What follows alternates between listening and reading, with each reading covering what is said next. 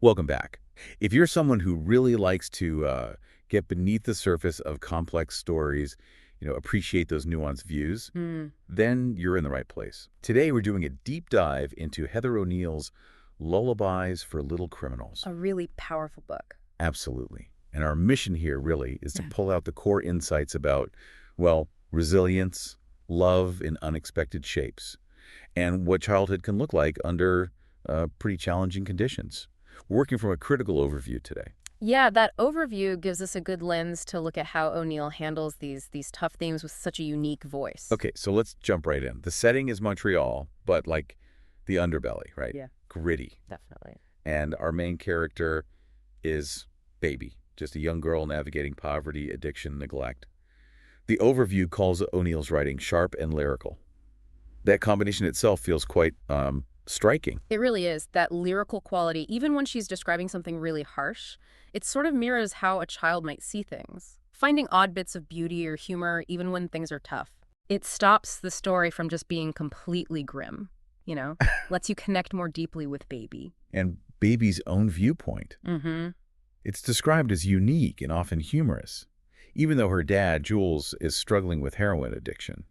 That feels like a hard thing to balance, doesn't it? Humor in that context. Well, I don't think the humor is about, like, making light of it. Not at all. Okay, yeah. It's more about, well, a child's way of coping, maybe. That incredible adaptability kids have, finding ways to make sense of a world that's pretty chaotic. It feels like a survival thing almost, a way to process trauma. Yeah, that makes sense.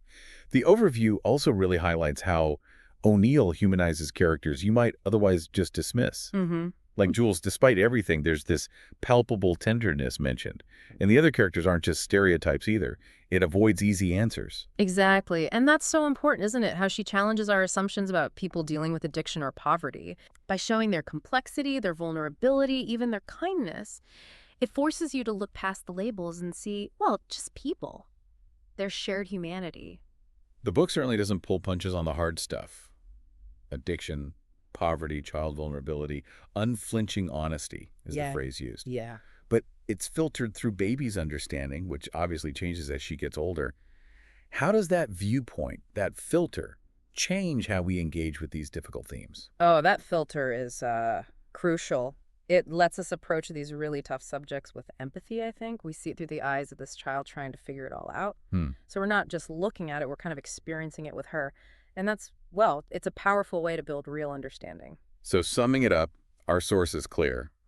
This is definitely not a feel-good read. No, not at all. But it is a really potent look at how resilience can show up in the most unexpected corners, how love might not look conventional, and just the sheer strength of a kid facing huge adversity. Precisely.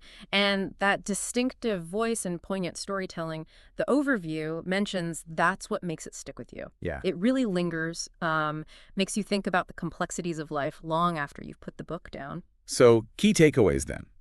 Baby's incredible resilience, that complicated love between her and Jules, and the power of seeing these harsh realities through a child's eyes. Yeah, and that maybe leads to a final thought for our listeners to chew on. Okay. How does a story like Babies make you question your own ideas about what a normal childhood looks like, or even what family really means?